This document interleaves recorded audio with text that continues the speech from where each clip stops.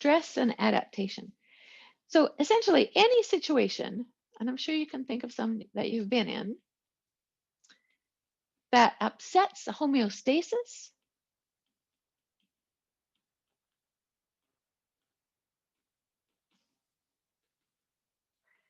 and threatens your physical well-being or your emotional well-being,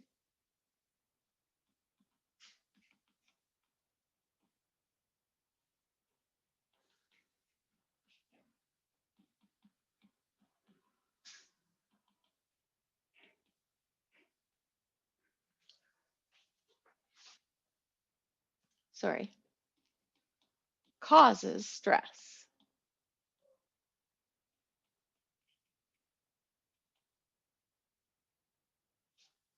So things like injury, which can upset the balance of blood in your body, of course, that's surgery. Infection, intense exercise, temperature extremes, hypothermia, for example, pain from various causes, malnutrition. Some of the emotional causes are things like anger, grief, fear, anxiety, guilt. These are all situations that can cause the stress response.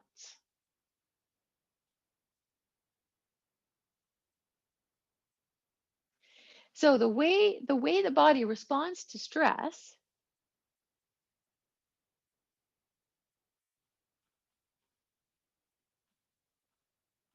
is known generally as the general adaptation syndrome.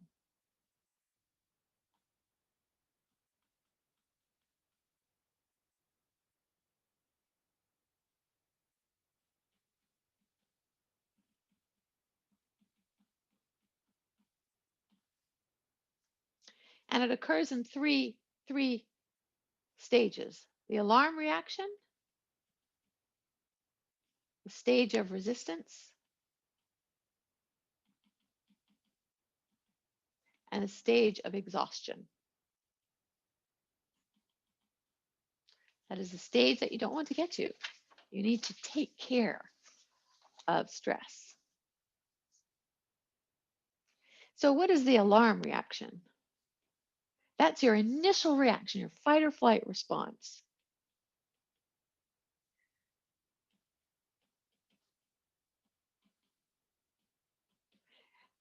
Getting you prepared to handle this stressful situation. An increase in epinephrine and norepinephrine. An increase as a result of heart rate, an increase of blood pressure, an increase of blood glucose. These are preparing the body for fight or flight.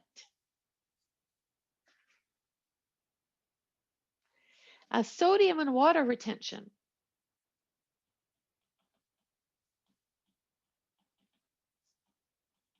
Which occurs in case of a lot of bleeding, so to maintain blood volume.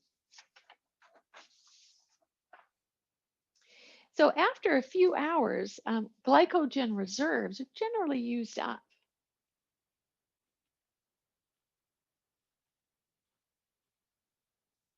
Glycogen is the macromolecule in the liver that hydrolyzes to give you glucose for cellular respiration.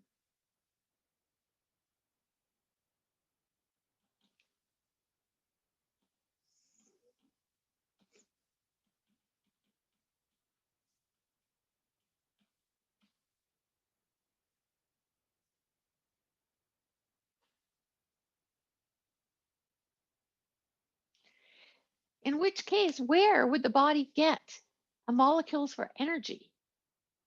What is our next source? Fat and protein breakdown. Required for energy, required for ATP, that's required for muscle action, increased breathing.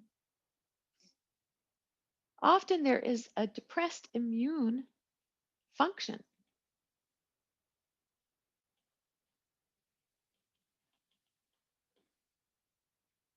And therefore a susceptibility to infection and ulcers. So this is called the stage of resistance.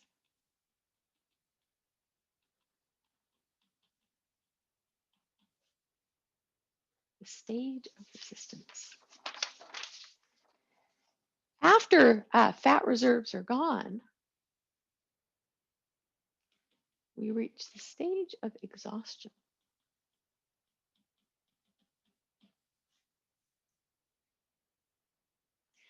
This is stress that continues for a very long time.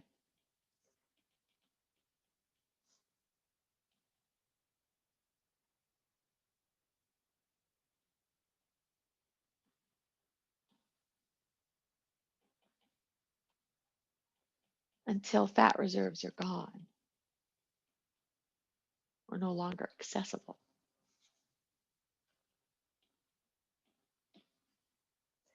Then there's a loss of glucose homeostasis.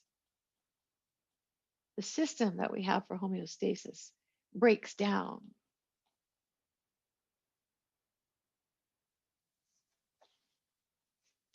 And it can lead to a loss of life.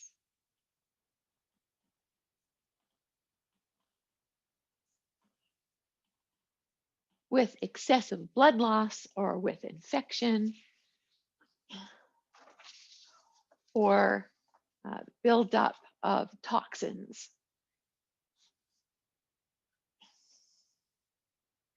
So those are 3 stages: alarm, resistance, and exhaustion. Now we're switching to another topic, paracrine secretions. So far up to now, we've been talking about endocrine secretions.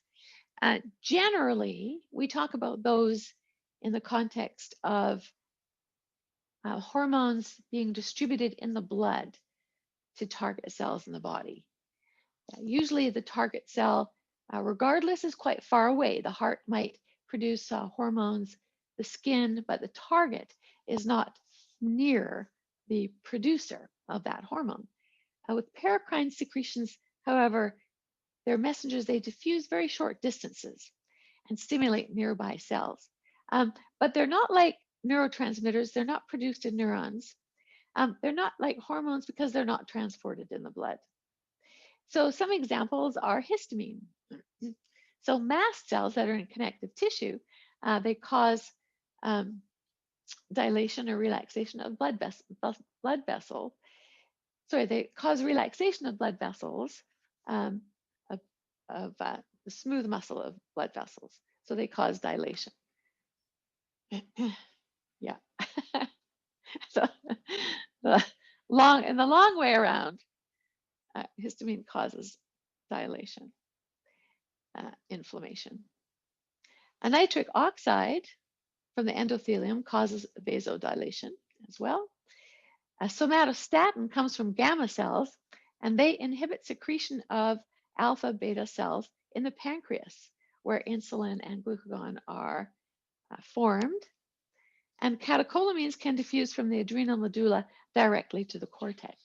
So very short diffusion. And eicosanoids are a kind of paracrine secretion derived from an acid, arachidonic acid, a fatty acid.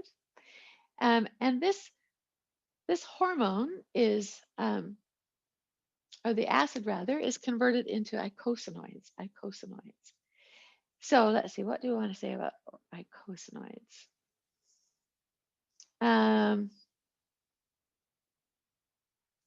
One enzyme is called lipoicosamidase. or lipoxygenase, just lipoxygenase.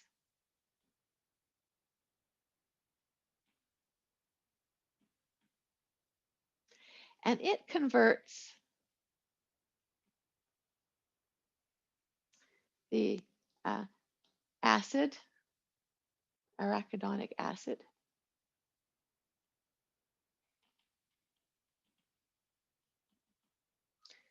to leukotrienes. And leukotrienes mediate an allergic or inflammatory reaction.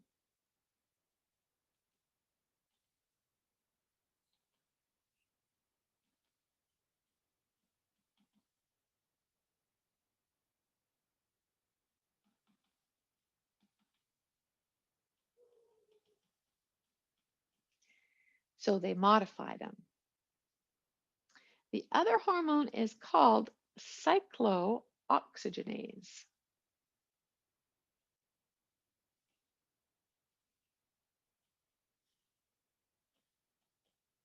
And it converts the acid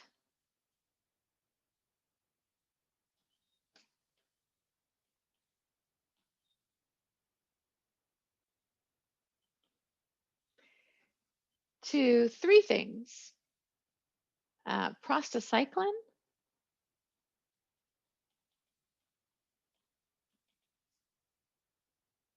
thromboxanes,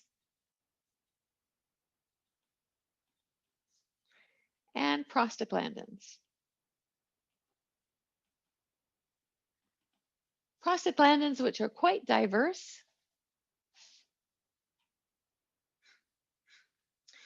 and they have functions such as constriction of smooth muscle.